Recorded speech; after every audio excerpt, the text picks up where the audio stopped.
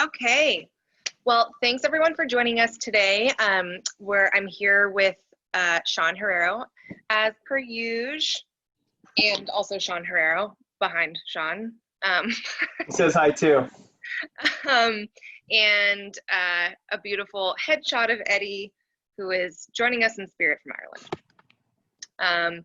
And today we're going to talk about ADUs again. I know a couple weeks ago we talked with Mighty Buildings, which was super cool, about adding ADUs, mostly like in single family home and lots, basically like outside of San Francisco for the most part, because we don't have lots that would fit what he has, which is like a 3D printed kind of like prefabbed ADU to plop in the back of your lot, which is super cool. But there's another kind of ADU, which is building out existing space in your home. And that's super common in San Francisco and the surrounding areas as well. But a lot of it is because we have 1 or 2 levels built above a garage here in the city. And that's just how kind of our architecture is designed here. And that allows for people to build out usable space downstairs in their garage, whether that's the entire garage, which is like not ideal because you want to keep your parking, but generally the back of the garage. So a lot of people in the city have an entire footprint of their home available underneath their living space. And one of the best ways to add value to property is to add usable square footage. And so, when we're looking at square footage of a home, if it says it's 1,000 square feet, that's the livable area. It's not including the garage. You can add up to 500 square feet with an ADU legally in that space downstairs if you want to, if you have it. There are certain requirements that you need. You need legal ceiling height, which is 7.5 feet. So sometimes, depending on where you are, you might need to excavate and dig down a little bit. But they're incredible value adds for properties, and California has made it easier and easier to add these on. And so last year they loosened legislation a little bit in 2019. And in 2020, January 1st, we have even sort of like more flexible legislation to allow for people to build out these spaces. One of the reasons, and the primary reason really from California's standpoint, is that we have a housing shortage. And so it's great for us to be able to add units into our housing supply because these are rentable and livable spaces.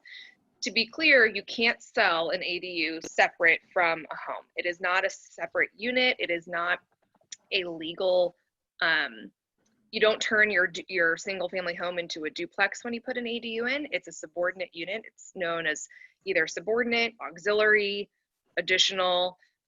Those are kind of synonymous, and basically you're adding just added value to the existing space that sells with the property, carries with the property itself. So a couple things that we should point out are, so the new legislation in January, basically when you're building, if you are building a single family home from the ground up, which is incredibly rare here, but you can build an ADU or a junior ADU concurrently with a single family dwelling. And what happened last year in 2019 when they loosened legislation a little bit is that homeowners who had already created these ADUs without pulling permits have the opportunity to bring their ADUs into compliance. So we might call them non-conforming, illegal, unwarranted. The government is basically, and the planning and building department has made it easier to make these legal spaces. Why do we want them legal? For safety reasons, of course, to make sure that they're up to standard and up to code and whatnot. But additionally, when renting these spaces, you want to be renting legal space. I'm not an attorney, so disclaimer, I'm not going to say anything that you should take as me giving legal advice. However, I have heard of instances, rarely, but have heard, and it is a potential possibility, that people who rent illegal space or unwarranted space to renters, that renter could claim at any point in their tenancy or thereafter that they didn't know that it was illegal space, and they could ask for all of their rent back. which is. Have you ever seen that happen, Haley? I've never seen it happen like with my own eyes, but I have heard from attorneys that I know of that happening. And it's a reality that buyers, sellers, owners have to face. And so if you're acquiring space or a home and somebody is living in an illegal unit, which I have seen, that's a consideration. So making sure that these spaces are legal is an important thing to do to protect yourself. But aside from renting these out, one of the cool, fun things that people are doing now because of necessity is adding space for work. And so I know, Sean, you've had a lot of clients doing this because of shelter in place. Like, we all need office space. Clearly, I'm working from my couch right now. Our other office is in the bedroom. So there's literally office. It's a 1-bedroom apartment. We could use an ADU if only I could fit one. So what's going on with your clients there?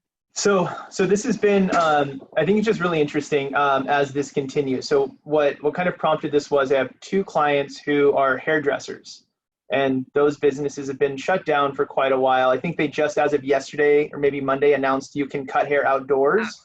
Outside. But I think we're reaching a point where people are realizing we need to work on our livelihood ourselves if no one else is going to let us do it. And I'm pretty sure that politicians still have great looking hair, so they're getting it done somewhere. So what I'm thinking about with this is I have 2 clients right now that both are building on. So they're not doing an ADU. I like the ADU solution more than anything. I think it's faster, simpler. You know exactly what you're getting. They're doing traditional construction and adding a bedroom to the house, and they're refinancing their current mortgage to do that. And so the idea, one client, just to kind of give you the whole mindset of how this came about, was he was doing a rate and term refinance. He was going to save a lot of money from his current mortgage. And he goes, I think we want to take money out to build a studio for my wife's business. And I'm like, yeah, you're going to get a higher interest rate by doing that. He's like, but I don't have the cost of the salon anymore, right? We had to cancel our chair, our lease, however that works. Yeah. He's like, so when I really look at the actual cost, even though my interest rate's slightly higher, because I'm taking cash out of my property, it pays for itself over and over again. Because 1, like Haley said, it adds value to my home. So I'm going to win there. And 2, I don't have rent anymore. 3, mortgage interest is tax deductible. 4, home office use of space as a tax deduction. So it just starts to compound as you really look at it. And that's what I think we're seeing more and more. Like for me, you guys have seen me in my van. It's too hot to do that. You've seen me in my bedroom. My whole house is full of children right now. So I'm fortunate to actually have an office that nobody's in to come to. But a lot of people don't have that. And I think, I don't know, truth be told, if I was in a business where people said I wasn't allowed to work on the livelihood of my family, I would find a way to do that, just like I think a lot of people are. And so that's kind of what I think is happening. And I think it's going to happen more and more as people realize how cheap money actually is right now. Absolutely. So how much equity do you need to have in your home in order to do this type of refi? So ideally you want to have, I'd say, 25 to 30% equity, because you can leverage up to 80% of your home's value. So that would mean that after you take the cash out of the property, you still have 20% remaining.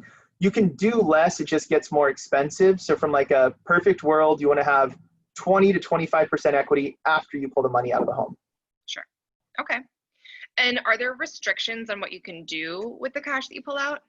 No. So when you're taking cash out, they ask what's it for? Is it for debt consolidation, or is it for, and that's another thing we're doing a lot, by the way, or is it for home improvements? What we're really talking about here, whether it's an ADU or doing an addition, that's a home improvement. Okay. That's it. That's how vague. You don't have to say, I'm doing a home improvement. Well, give me permits and give me your plans. There's none of that involved. It's cool. That sounds good. Here's your money. Okay. Excellent. And then let's see. What are the interest rates like? What are we really talking about? Yeah. So I don't have exact APRs, so I'm going to give you guys a range because it varies from one person to another.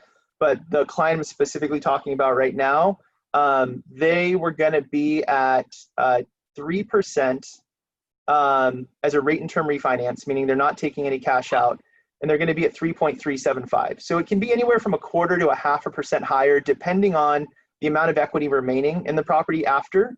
Like if you have 25% equity, the rates are better than they are if you have 20% equity. But still in the very low threes. Okay. That's pretty amazing. Yeah. I was just thinking about, somebody was telling me they just got pre-approved, one of my clients, for up to 850, and their rate was, I think, 275, and that's with 10% down. Yep. And 2 years ago in 2018, I had a client who had 10% down on a purchase of like 760, and their rate was 525. Yeah. And they've since refied twice now into a 299, but that's incredible. I mean, that's a huge difference when you're looking at your monthly payment. Totally. And that's with purchase money. So purchase money for some reason is always a little bit cheaper than refinance money. I don't honestly know exactly the why. I think it's just to generate new clients is really the why behind it. With refinancing, it's just slightly higher. Sometimes it can be the same, but you bring up a good point. I guess switching gears on the purchase subject real quick is 3.75% with only 10% down. One thing I've noticed is when you have less than 20% down, you have mortgage insurance. And everyone goes, oh, I don't want mortgage insurance.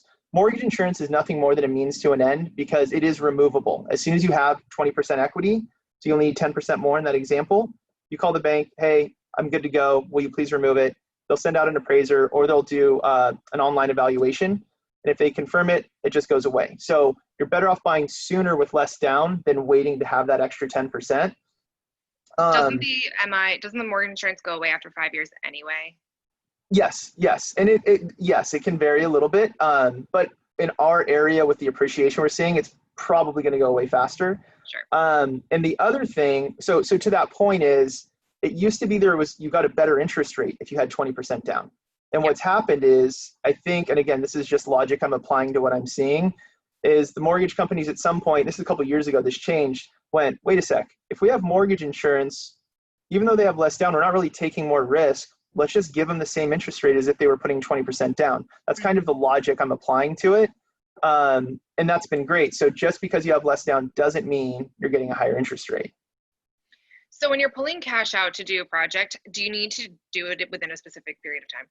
No, you literally, so the cash, if these guys are going to take out $75,000. I'm just going to use this one client as an example for this. They're taking out $75,000. Oh, and by the way, that the whole ADU thing, with the ADUs from the call we did with Mighty Buildings, you have a pretty solid idea of what the costs are going to be. He had an idea of what he thought he was going to need. He got the bid, and as a construction always turns out, he needs more than he thought he would. So he's pulling about $75,000. We will transfer the funds, escrow. The title company will transfer the funds directly to his account after we close, and it's his money now. So there's nothing we're doing to verify that the building's been done. You told us in good faith that your intention is to do a home improvement. That's a box you check on your loan application. Here's your money. And if you go, I'd rather go buy a car, there's nothing anybody can do about that. It's your equity, it's your money. Do you feel like, because, I would venture a guess that we're going to start seeing this a lot, given what you said a few minutes ago, just about needing to support your family and support your livelihood, people opening up businesses like in their home out of these spaces, and a lot of those businesses, especially the ones you're mentioning, like a hair salon, a tattoo parlor, like those are businesses that have licenses and have a lot of like health code kind of like restrictions. And do you feel like and this is probably going to be part of our lives now moving forward, and so do you feel like there might be some sort of effect with government entities stepping in to be like, wait, we need to regulate this, and then lenders getting weird about doing refis for purposes of adding this space? That's a good question. So the first piece of it is the government going to step in if so using the hairdresser example, or what's the one my wife was talking about, mani-pedi, right? Going to get your nails done. So I call these prohibition companies now because alcohol's legal but nothing else is. Right. But so now these businesses are now considered, they're prohibited, right? So that's what prohibition is. So you have hair and nails and things like that they're still continuing. Let's all be honest with each other, but kind of under the table. Well, if the police find out that the business is operating when it shouldn't be, they're going to come to that place of business and regulate that, tell you to stop, maybe issue a fine. If you're a hairdresser and your place of business is 123 Main Street where you live, and it's reported that you're running a business that's prohibited, they may come and give you a fine. I don't think that changes anything because the location changed, but for our purposes, I don't know. I know what they're doing with the money. Underwriting, the bank has no idea if the $75,000 is being used to put in a swimming pool. It's just for home improvements. It's that vague. And they didn't even have to tell me why they're doing it. We were just brainstorming together, right? And really, they're building an extra bedroom. That's all they're doing. Sure. So I don't think they're going to get to a point of like, what are you doing with this money? Because really, if you qualify and you have the equity, it's yours. You can tap into it. It's not really anyone's place to say you can't otherwise. If you tell me that you're going to open a poppy farm to grow heroin, then yeah, we're going to have an issue with that. But like being realistic about what you're doing with your equity, they don't ask a lot right now. And I don't think that'll change. Okay. So if I'm self-employed, because a lot of these people are like literally that's what we're talking about. Does that make it any harder right now? Yeah, a little bit, because these types of business we're talking about, so the hairdresser, so this is a couple, husband's in the trades, he's working. So we're really only using his income to qualify because his wife, she was working until about March. And then there was a blip, 2 or 3 weeks ago where it was allowed again. And then they shut it down for another. Now they said you can do it out. Like on my way to the office, I saw a barber shop. A guy was getting cut out under the spinny barber thing. So if you're single, right, sole income earner in your household, and you haven't really been able to earn income as a result of COVID-19, it puts us in like an awkward position because it's rock and a hard place. Like you don't have the money, the income to justify the mortgage because you haven't really been able to work this year. But you're going, yeah, but the reason I'm asking you to give me this mortgage is so I can start working. So it's this rock and a hard place in those kind of individual sole income situations. Sure. Refi versus Heloc. Yeah. Can you talk about that? I think a lot of people are like, I don't understand the difference. They hear the term Heloc thrown around, and what's the advantage one way or the other? Yeah, so equity, Heloc is an acronym. It means Home Equity Line of Credit. So Helocs have become a little bit more difficult to find during shelter in place. And the reason for that is an equity line is a second mortgage. So you have a first mortgage of $500,000, and then you set up an equity line, which you're accessing the equity in your property for say $100,000. Well, if you're unemployed and you get to a point where forbearance no longer works and I have to get rid of my house and my house is only worth $500,000 for whatever reason, when that home sells, the first lender gets paid first. So they're going to get their $500. The equity line lender gets nothing. So they're taking on more risk as a result of how they're paid. Like Haley, you mentioned subordinate earlier when you're talking about ADUs. That's how we look at equity lines. It's a subordinate lien, meaning it's next in line basically. So they're a little harder to come by. The pros and cons, the thing I like about equity lines is they're interest only. So the interest rates will be higher for those, but your monthly cash flow is better because you're only required to pay the interest, just like a credit card. If you only make that interest payment on your credit card, your balance is never going to go down. So an equity line works very much in the same way. But just like a credit card, when you do pay down your principal, you're only paying interest on the existing balance. Where with a traditional mortgage, it's more like a car loan. You're paying interest on what you initially borrowed. If you make a $10,000 payment, you're going to pay it off faster, but your payment doesn't change, where the equity line will adjust. So from a cash flow perspective, I really like equity lines. The other nice thing about an equity line is as you pay it down and funds become available, you can access those funds again. So if you have an equity line for $100,000 and then you paid it down by 50, and now you want to do a home improvement or something like that, it comes with a debit card. You can just access that equity and pull 25, 50,000, whatever you want out of it. So it's like a checking account against your house. The negatives are, you are only paying interest only, which could be a negative if you're not managing money well.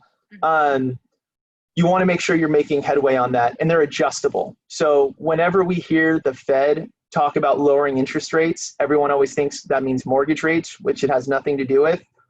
It does have a direct impact with equity lines. So what you want to look at on an equity line is the prime rate, which is currently sitting at 3.25%.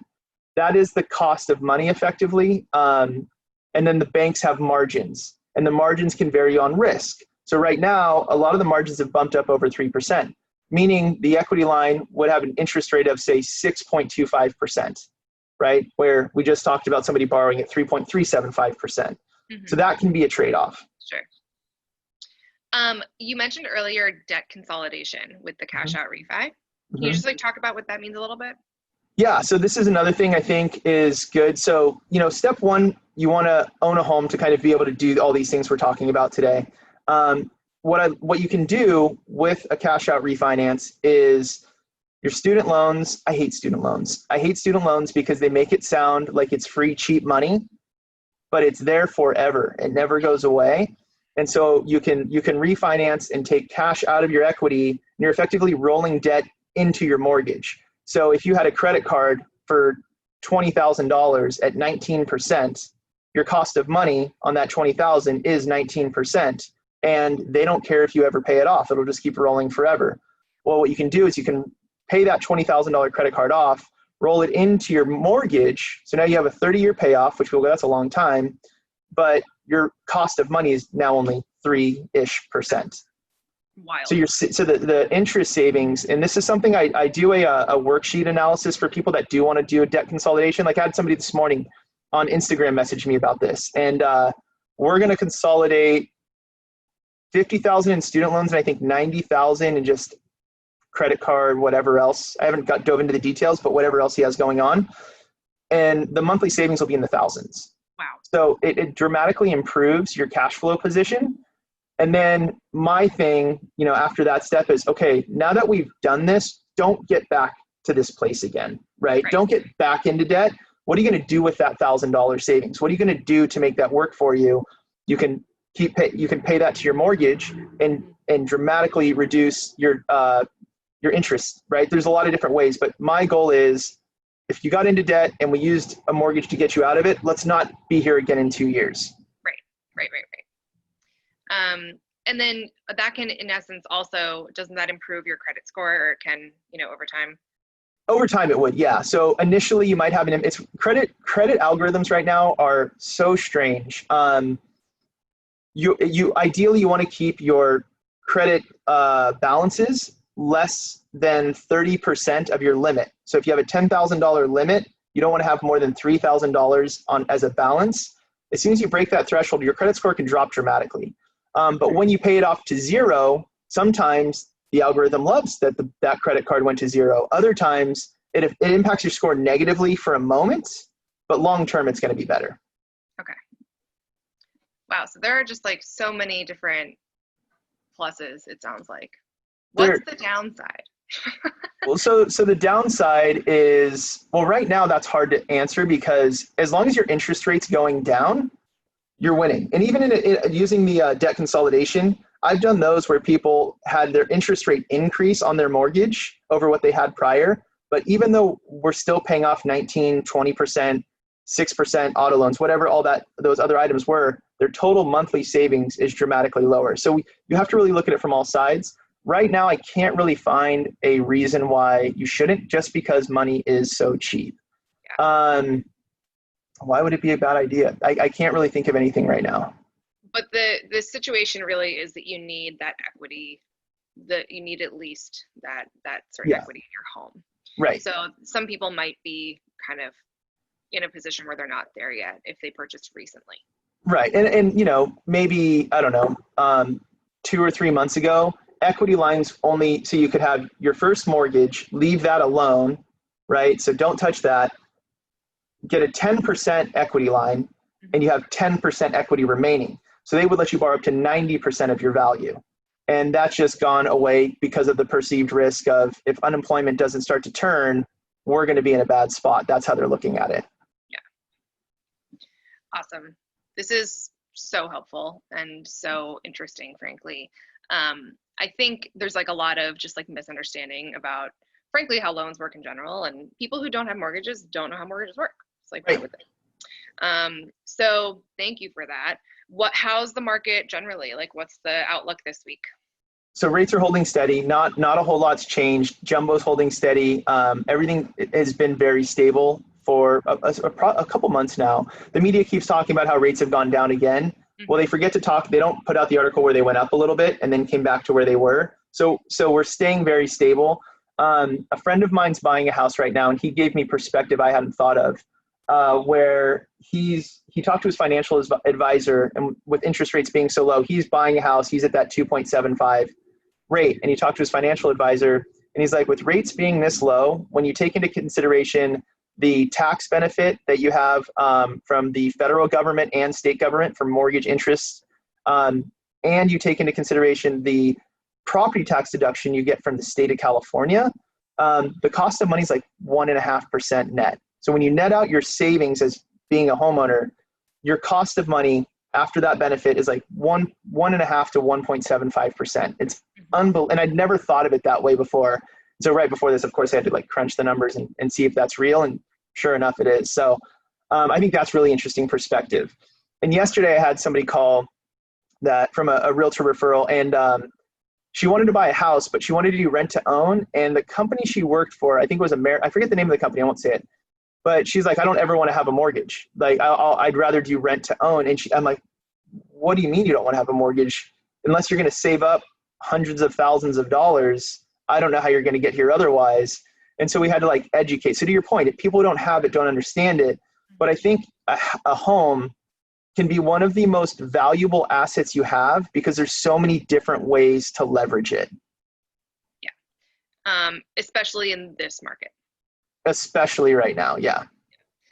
Well, and this market, like our Bay Area market, is just a lot of areas here are insulated from what other areas of the state and country experience when we have a downturn. So, excellent. I think, this week, from a real estate perspective, the single family home market is just the same. It's on fire. So, my interpretation of that is that, as we said in the beginning of this whole thing, experienced buyers, not first-time home buyers, are seeing the value in what's going on right now in terms of how cheap money is. And so I think there's a ton of first-time home buyers in the mix for single families, but there are still a lot of experienced buyers that are either sizing up or down, changing locations, but God, single families are still getting 9, 10, 12 offers.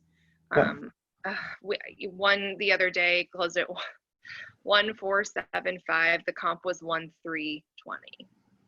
You know what I think's interesting on that too is perception. So I still have most of my clients are first time buyers. They see the value in the interest rates right now, but they still have should I wait longer to buy? And I'm like, well, wait, that's kind of the interesting piece where people have bought and sold before understand more of the money, the value, the cost of money is the affordability, not necessarily the price. What they're writing their check for every month, right? Yeah, exactly. And they feel it. So yeah, they feel it, totally agree. And that's what's so. Just looking at the Bay Area and kind of the migration that's happening, people's perception of what a home costs is kind of changing the values in all different parts of the Bay Area. So I have a client who, they're just like you said, first-time home buyers coming from San Francisco. They want to buy in Livermore. They made an offer at $1,215,000, and that was their number. Got outbid. There was like 20 offers on that house 2 weeks ago. Bid today, same price. So that seems to be their number. 7 offers today, but I think we've got a shot at this one. But they're driving up the prices because in San Francisco, $1.2 million, what does $1.2 million get you, right? And then you go to Livermore.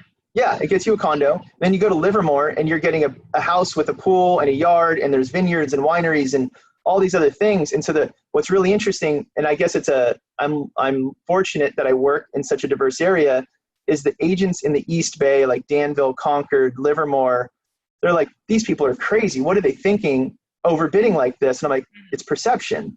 If you go to Silicon Valley, this house is $3 million. They're getting it half off. So we have to keep in mind the psychology and the perception of buyers coming from other areas to new areas. Yeah. I don't know. It's hard for me to apply that. That logic makes sense for a lot of areas. Some of the things that are happening in the city, I can't explain. Right. There's a lot of cash. Is there really? Yeah. Interesting. So, it's, and that's something to point out too, like for people who are watching this, are like, how do you know that? It's not because all my clients have cash by any means, but we have the option to disclose that as listing agents when we close out the property in the MLS. And so sometimes you can see that they had a conventional mortgage, they had a loan, or cash, whatever it was. So, which is really useful if you weren't participating in that competition for that particular home, to understand what's going on out there. We also are seeing price reductions a lot. We had just in the last couple days here, 29 price reductions, which sounds like a small number, but like when you're looking at San Francisco real estate, that's pretty significant. The condo market is we're still having some trouble there, and I don't really see that changing very much. So there are definitely, I say this every week, but deals to be had on condos, for sure. And that's with regards to like purchase price, but also other concessions that could be important to people, like getting some free dues for a year or two from the seller, parking paid for, whatever it might be. There's also still kind of this uncertain understanding of the rental market and what's going to happen in September, in terms of like, that's sort of the time that we've been told that people can start evicting tenants.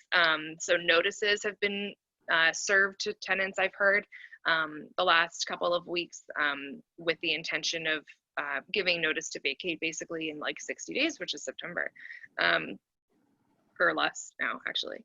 And so it's interesting from a investor standpoint. That's for me in particular. I do still have some investor clients that are looking, but we're just kind of unsure of like how that's going to work.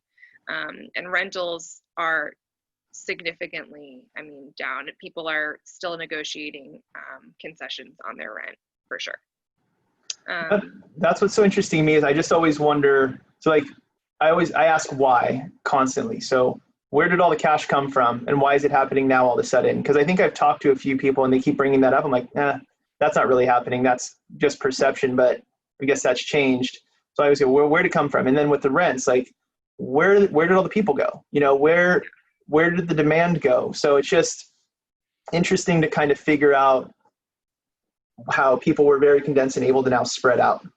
Yeah, well, and unfortunately, we're going to see in the next week or so, I think, because we're now known as like the highest cases in the country here, and in California, not necessarily Bay Area, but that it's on the minds of everybody. People are talking about it, and how will that now slow things down, change things? That we'll see.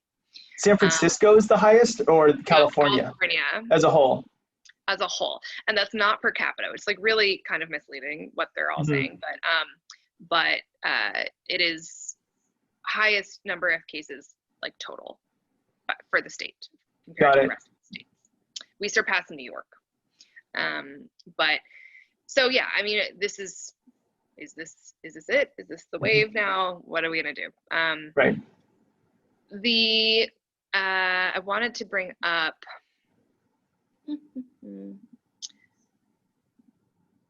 some just fun facts from the week. Let's see. In terms of overbids, I also think it's worth celebrating underbids. for the buyers out there, because we are seeing that a little bit. Every single underbid on the top 20 list, except for 1, 2 this week, maybe 3, are condos. So nothing surprising there. And it's not like hugely underbid. I mean, it's significant. I'm seeing 14%, 13%, 10, 10, 7. I mean, which, I mean, that can be hundreds of thousands of dollars here, but single families, really, if they were overpriced, then of course we're going to see an underbid, but in reality, they're just not on that list. In terms of overbids, just for a fun fact, the highest overbid this week was 55% over asking. It was a single family that was listed for $1,128,000 and sold for $1,750,000. And it's 1,025 square feet with opportunity, I think, to add some space and whatnot, of course, but that's pretty significant. So there we are. I always have to wonder why. What was the motivation? Like, I always default, it must have been listed dramatically lower than the comparables to drive attention. I think I always default to that as my reasoning, but I mean, that's crazy. I have this conversation with buyers, well, in the last couple of weeks, a few times, because we have been going up against 9 or 10 other buyers, and in a very competitive price point, the 1, 2, 1, 3 price point for a single family. And you know, when we see things like selling for 150 over the comp, and the comp was even high, and that's a pre-COVID comp.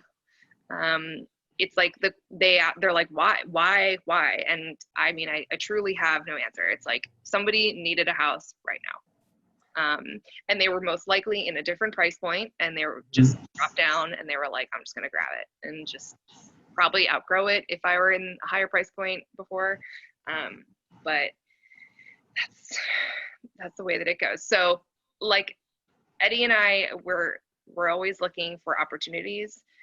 We're digging in off-market lists, using our community to leverage listings before they come on to avoid competition like that. And, you know, just also looking beyond, like knowing really how to understand disclosures on a property, looking beyond what might seem scary, or, you know, something that a buyer may not want to take on because of an inspection report or whatnot. Really reading that through and understanding if that's a real concern, or if that's just kind of puffed up and freaked people out. And then I think we also, on the flip side, a couple times we'll see here and there, like Sunnyside, for instance, is a neighborhood here that I'm kind of referring to without referring to it, with all of these incredibly high sales for small homes, like 2-1, small lot. And there's you know, every week or so we have 1 or 2 of like very similar listings come up right down the street, and we know we're all going up against each other. And at some point that does backfire, because we all say, you know, we all get buyers that are fatigued of like, I don't want to participate in this anymore. You know, I'm just going to let that one pass. And then that one can sit for like no reason, right? Because they are not benefiting from this fury of offers. And so there are opportunities where it's like, just because something sits on the market does not mean that there's something wrong with it. And frankly, we find those to be the most interesting. So that report that I mentioned, that the sold report that we send out weekly, that has that over 30 club, which is really important and useful to see what's hanging on. Also, because, you know, agents were unsure of value a month or 2 ago, like we were all kind of like, what's going to happen? And so there are things that are overpriced because there was just uncertainty. So, you know, as Eddie says, an overpriced listing never sells. Yeah. So, all right, well, this was great.